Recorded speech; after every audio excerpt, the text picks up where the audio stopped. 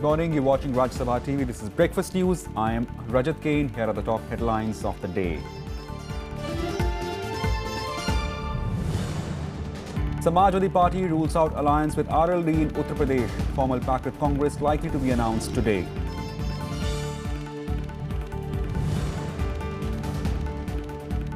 Delhi Police Commissioner Alok Kumar Verma appointed new CBI director, will have fixed tenure of 2 years.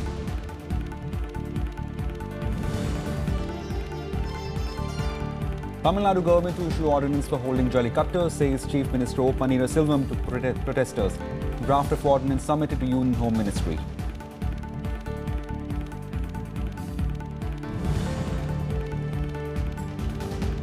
And Donald Trump to be sworn in as 45th President of the United States, pledges to unify America. Executive orders on Obamacare, ISIS and immigration likely on the first day in office.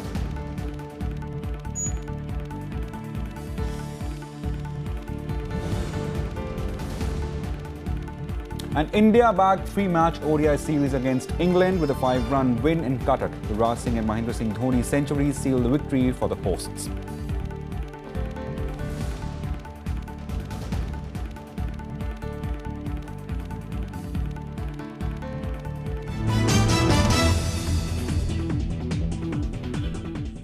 The Samajwadi Party is likely to release its first list of candidates today. It's also likely to release its manifesto for the upcoming elections in the state.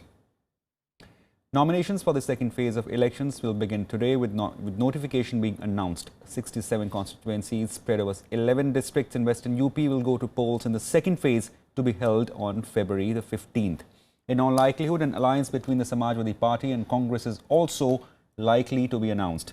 This comes amid reports that the RLD has refused to be part of alliance with Samajwadi Party on Uttar Pradesh. Reports say a faction of Apna Dal has also shown keen interest in alliance with SP and Congress combined.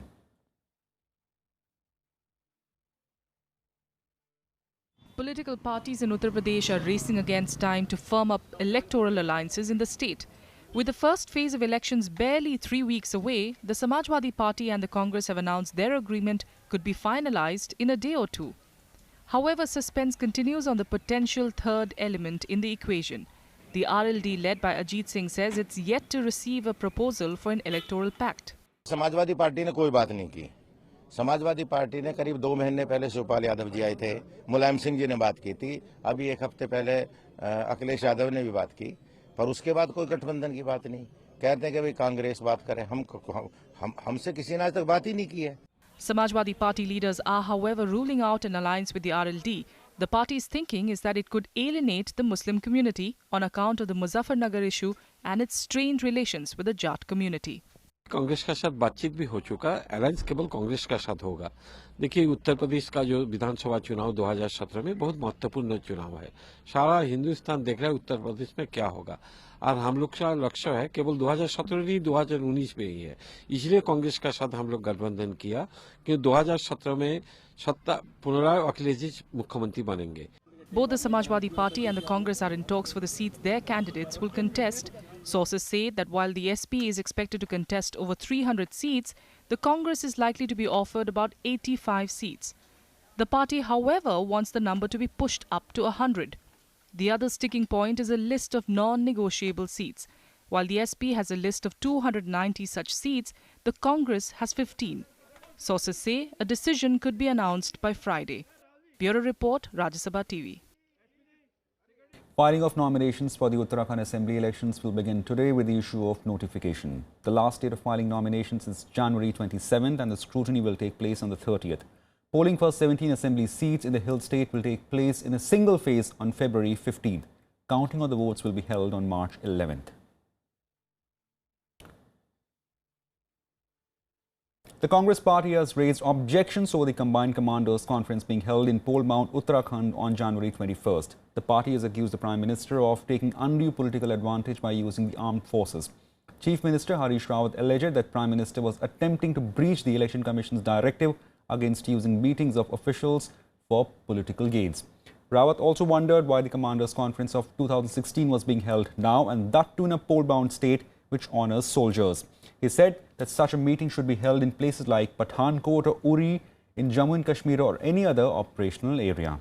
Rawat also alleged that meeting was held in a state to divert attention of ex-servicemen from the state from the OROP issue. The full bench of Election Commission, led by Chief Election Commissioner Naseem Zaidi, will be on a 3-day visit to poll-bound Goa from today to 22nd of this month. The team of ECI officials will be reviewing poll preparedness and hold series of meetings with election officers, State Chief Secretary, State Finance Secretary and Director General of Police of Goa. Zaidi will also interact with the representatives of the BJP, Congress, NCP and Maharashtra-Wadi Gomantak Party, which are recognized parties in the state. Polling in the coastal state would be held on the February 4th for 40 assembly seats. The Election Commission has sought details from the government over the procedure followed to delay the presentation of Union Budget in the year 2012. The centre has to file reply by today. The ECI sought details on the process involved in preparing and presenting Union Budget. The opposition parties had approached Election Commission seeking postponement of the budget till after the assembly elections are held in the 5 states. On January the 10th, the government had replied to the Commission on the opposition complaint defending its decision to advance the budget session. The government also rejected an opposition charge that the budget will influence the voters. The centre had also said the advancing of budget presentation was necessary as it would ensure that all budgetary provisions are allocated to different sectors from April 1st, the beginning of the new fiscal.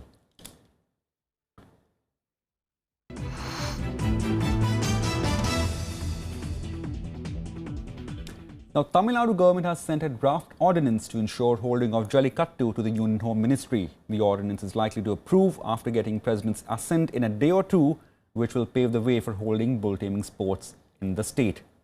The move comes amid normal life in state was hit as various organizations called for a day-long strike to express solidarity with the mass protests by students demanding lifting of ban on Jallikattu and ban on PETA. The DMK has also called for a rail blockade, while Madras High Court Advocates Association has announced boycott of courts in support of statewide protests. On the other hand, the ruling AIDMK MPs delegation led by Lok Sabha Deputy Speaker M. Thambidurai will meet Union Home Minister Rajnath Singh today.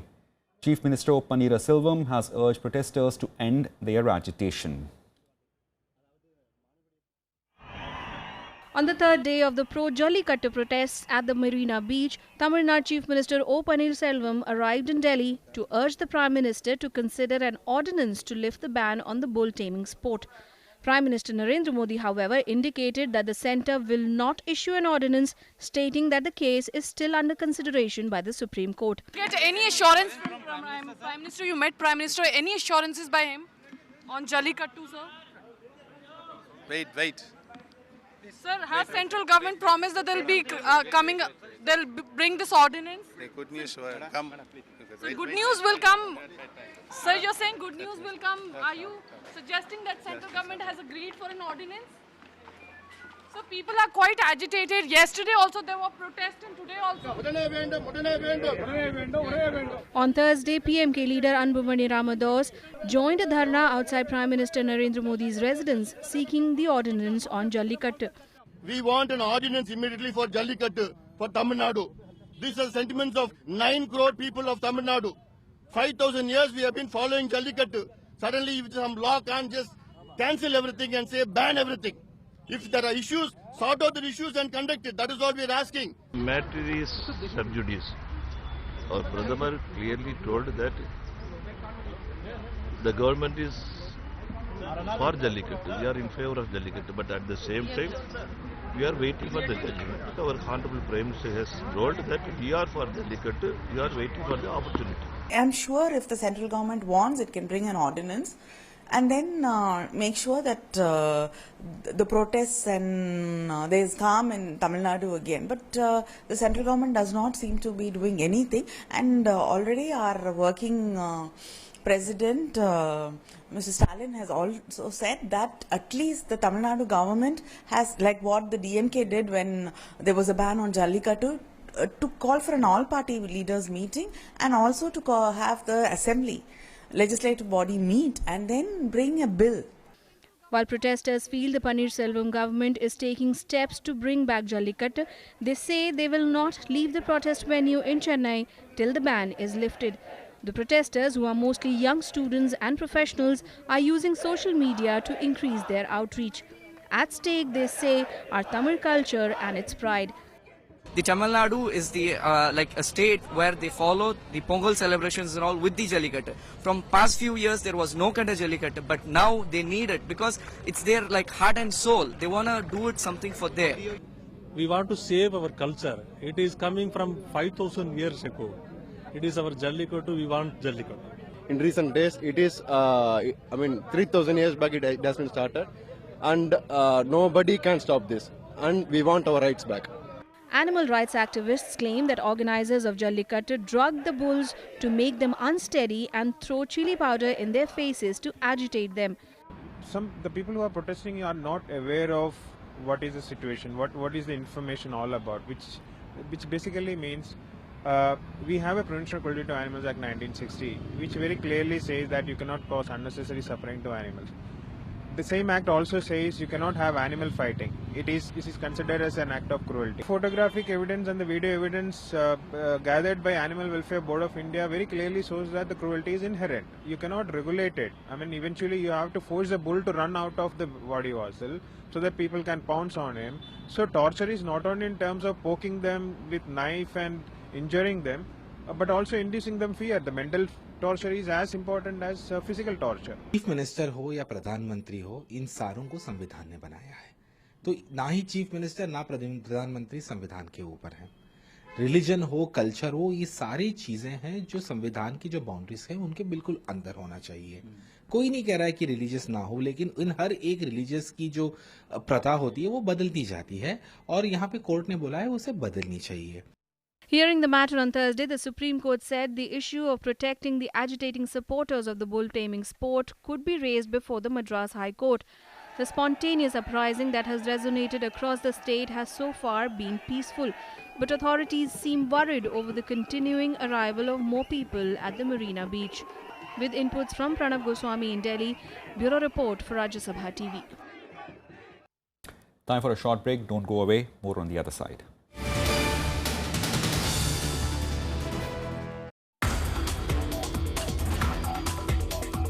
I was involved in the development almost all the missile systems which our country is seeing, like Agni series of missiles, Prithvi. We are famous for making the world best missile system. So I take pride in developing and delivering the world super-fast, supersonic cruise missile called BrahMos. We wanted to enhance the capabilities of a soldier. Watch Eureka with Dr. Sudhir Mishra, CEO and MD at BrahMos Aerospace, only on Rajya Sabha Television.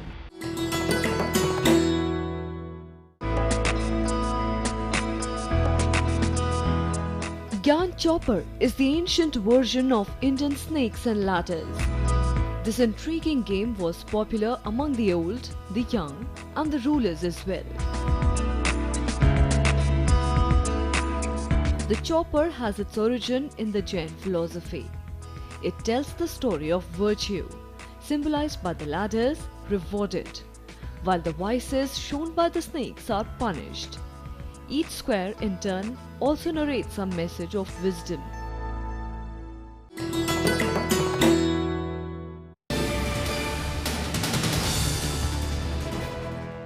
Welcome back. With almost 61,000 cases pending in Supreme Court, CJI JS Kheir on Thursday said the Apex Court is on a fast track to dispose of all cases and assured litigants that the matters will not get deleted. Within a fortnight of taking over as CJI, Justice Kheir has revived the social justice bench created by former Chief Justice of India, H.L. Dhattu, in December 2014. The bench will now sit either on Monday or Friday post-lunch. The social justice bench decides on social issues ranging from strengthening of public distribution system and drought situation to slaughterhouses, night shelters, health, hygiene and trafficking of children. The Supreme Court, which is 8 short of the sanctioned strength of 31 judges, is reeling under pendency of over 60,000 cases. The court said this while a lawyer mentioned his matter and urged that it should not get deleted from the list before it is heard.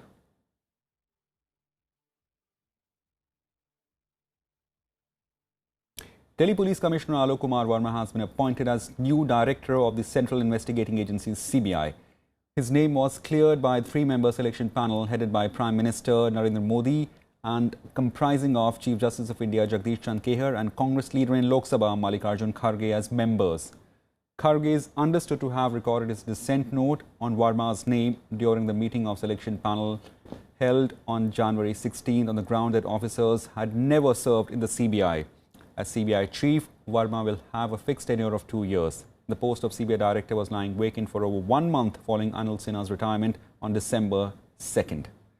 Verma has worked in various positions in Delhi Police, Andaman Nicobar Islands, Pondicherry, Mizoram and the Intelligence Bureau. The Jammu and Kashmir Assembly has unanimously passed a resolution for creating a conducive atmosphere for the return of Kashmiri Pandits to the valley.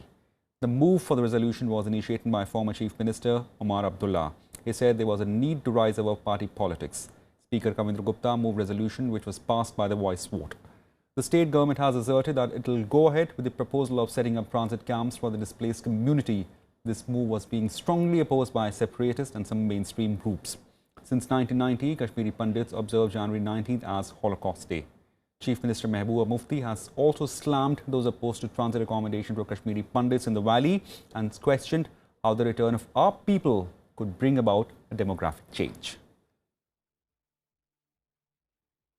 House का एक resolution जाए कि हम सब सियासत से ऊपर उठ के हमारी कोशिश रहनी चाहिए कि जितने लोग इन 27 सालों में मुश्किल हालात में जान बचाने के लिए निकले हैं, हमारी मुकम्मल कोशिश रहनी चाहिए कि हम उस तरह के हालात दोबारा बनाएं कि वो अपने घर वापस लौट सके। इतनी गुजारिश आपसे। सारे हाउस की तरफ से गया है, तो दिस मीन्स कि कैसे हमारा पॉलिटिकल सिस्टम जो है वो चाहता है कि पंडित वापस आ जाएं, माइग्रेंट्स जो हो गए जिनको बहुत मुश्किल हालात में वहाँ से निकलना पड़ा, हमारे दिल जो कश्मीर में रहने वाले हैं, जो अभी भी वहाँ रहते हैं, मुसलमान हो, पंडित हो, सिख हो, हमारे दिल, हमारे दरवाजे उनके लिए खुले हैं। इज्जत, मान, सम्मान के साथ कश्मीरी पंडितों की, कश्मीरी सिखों की और कश्मीर से निकले राष्ट्रवादी मुसलमानों की वापस कश्मीर में सुरक्षित घर वापसी हो, वहां अपना इज्जत के साथ और पूरी सेल्फ रिस्पेक्ट के साथ वो वहां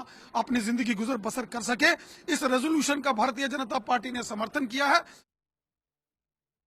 Pakistan Prime Minister Nawaz Sharif raised the Kashmir issue in his first meeting with the new Secretary General of the United Nations, Antonio Guterres, but got no response on his request for world body's intervention in the issue. Sharif, who met Guterres on sidelines of the World Economic Forum at Davos, said Kashmir needed attention of United Nations. The Pakistan Prime Minister claimed that India did not respond positively to his country's invitation for dialogue and adopted a no-talk posture, vitiating atmosphere through incendiary statements. Sharif also raised the issue of Indus Water Treaty with UN Secretary Guterres. Guterres gave no positive response to Sharif's demand. He said that he was fully cognizant of the sensitivity of issue between India and Pakistan, which has security consequences for the region. Pakistan has claimed that Organization of Islamic Cooperation, OIC, will send human rights observers to Kashmir in March to assess situation in the valley. In a statement, Pakistan Foreign Office said the OIC Secretary General Yusuf Al-Uthaymeh has informed Foreign Advisor Sartaj Aziz that under instructions from Turkish President Recep Tayyip Erdogan, a delegation of OIC's Independent Human Rights Commission will be visiting Jammu and Kashmir in March. However, India has maintained that IOC has no locus in the Kashmir issue. The statement further said Aziz briefed the OIC about the alleged human rights violation in the Kashmir in past 5 months. Now, New York billionaire Donald Trump will be sworn in as 45th President of the United States at noon today. The swearing-in will be witnessed by exiting President Barack Obama and First Lady Michelle Obama and 3 other former presidents, George Bush, Bill Clinton and Jimmy Carter, and Trump's defeated rival Hillary Clinton. The swearing-in will take place at the steps of U.S. Capitol and it will be held, followed by a parade to the White House along streets thronged with spectators. Ahead of the ceremony, Washington has been turned into a virtual fortress as nearly 9 lakh people, both supporters and opponents, are expected to converge in the U.S. Capitol for the inauguration. This despite rain forecast this morning. Meanwhile, President Barack Obama spent his last day in the office at the White House with a daily briefing and lunch with Vice President Joe Biden. In his final news conference, Obama offered an optimistic message as his party prepares to watch Republicans reverse many of its accomplishments from this tenure in the office. Meanwhile, man of the moment, Donald Trump, a Republican elected on November 8, arrived in Washington on Thursday with his family to kick off a weekend of festivities. In the morning, he laid a wreath at Arlington National Cemetery, Virginia, and thereafter attended a concert at Lincoln Memorial on the eve of presidential inauguration, where he pledged to unify America. This journey began 18 months ago. I had something to do with it, but you had much more to do with it than I did. I'm the messenger. I'm just the messenger. And we were tired, and I love you. Believe me, I love you. We all got tired of seeing what was happening. And we wanted change, but we wanted real change. And I look so forward to tomorrow. We're going to see something that is going to be so amazing. I think they need to just relax and give him a chance, because I think a lot of his programs will really pay big dividends. And I hope people will give him a chance to do a really good job for our country. I say he's our new president. Like it or not, he's our new president. Protesting isn't going to do a thing to change that. Now, news from Africa, where tension prevails in Gambia after Adama Barrow was sworn in as country's president. Country's ruler Yahya Jammeh, who is in power since 1994 coup, has refused to step aside. He has initially conceded defeat to Barrow following a 1st December election, but later backtracked, saying the vote was flawed. Jammeh's refusal to leave office is supported by Gambia's parliament, but West African armies have begun an operation aimed at installing country's new president. A total of 7,000 troops from Senegal, Nigeria, Ghana, Togo and Mali would be involved in the operation. On Thursday, Senegalese troops entered Gambia in support of Barrow, who took the oath of office at the Gambian embassy in Senegal's capital, Dakar. Barrow is presently in Senegal and has said that he will not return to the country until military operations comes to an end. But the military operation has been halted for now, as West African regional bloc ECOWAS has now given Jammeh until noon on Friday to leave office. The UN Security Council has also given regional bloc its backing.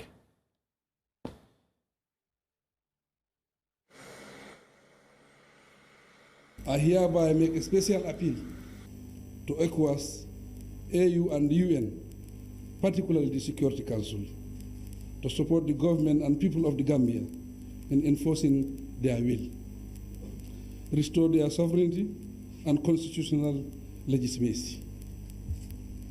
I therefore call on all civilians and military personnel of the state to support my presidency, since it is built on a constitutional foundation. We have a new president now. We are very happy. Our president is very wicked. Is Yajambe. Now we have our president is Barrow. Alaji Mr. Barrow. The dictator is out. Yeah. Every time oppressing people. But he's still there. He's still there. You know. No, it's a question of time. Yeah. Yeah. Just flush him out. We'll soon flush him out. Yeah. Believe me. Yeah. On to some cricket news now. India has clinched the 3-match series 2-0 after defeating England by 15 runs in the second ODI in Baramati in Cuttack last night. India compiled a massive total of 381 for 6 after being put on to bat on a flat track. In reply, England, despite skipper Owen Morgan's 102, could manage only 366 for 8 in a stipulated 50 overs. In the Indian innings, centuries of Yuvraj Singh and Mahendra Singh Dhoni helped team recover from precarious 25 for 3 inside 5 overs. The two added 256 for the 4th wicket. Yuvraj made 150, which is his 14th ODI 100, which is also his career best knock in one-day internationals. Dhoni scored 134, which was his 10th ODI 100. Yuvraj Singh was adjudged man of the match. Earlier, India pulled off an incredible 3-wicket victory over England in the first ODI in Pune. The third and final game will be held in Kolkata on January 22nd. Realized that I was getting boundaries. He was just there rotating his strike, और हमने कोशिश की कि हम एक 25 run की partnership बनाएं, फिर 50 रन की. एक बार 50 रन की पार्टनरशिप हो गई तो उसके बाद हम चाहते थे कि हम थोड़ा गेम और लंबा लेके जाएं और 100 रन की पार्टनरशिप कोशिश करें, 75 to 100 runs. So I think once that happened, उसके बाद we were both set. Or anywhere near best performance with the ball this game and the last, which is disappointing. So yeah, and then chasing 380, you know, we've an incredible amount of belief in the change room, and we believed that we could chase it down. Again, we went far off, and I didn't think we batted that well. At the Australian Open, men's defending champion Novak Djokovic suffered a shock defeat at the hand of world number 117th Denis Istomin in the second round, while women's world number 3 Agnieszka Radwanka also suffered second round exit. Day 4 saw some major upsets as defending champion and world number 2 Novak Djokovic was knocked out in the second round. The six-time winner struggled for rhythm as he lost to Denis Istomin of Uzbekistan 7-6, 5-7, 2-6, 7-6, 6-4. This was the first time Djokovic lost in the second round of Grand Slam since losing Wimbledon in 2008. The women's single two witnessed a shock exit as world number 3 Agnieszka Radwanska lost in the second round. Radwanska lost to Croatia's Mirjana Lukic-Baruni 3-6, 2-6. However, world number 1 Serena Williams continued a strong form to progress to the third round. The 35-year-old American, who is vying for a record 23rd Grand Slam title, overcame the challenge from Russia's Lucy Safarova, prevailing in straight sets 6-3, 6-4. It is unreal. So to beat Novak in 5 sets, it's a great win, you know. And I'm still feel tired a little bit, and I didn't expect what I'm doing now. So and what I did on the court. So I like the way I'm playing, and I mean, I feel just tired, and I don't think about that I win against number 2 in the world. That's it for now. Keep watching Rajya Sabha TV. Goodbye.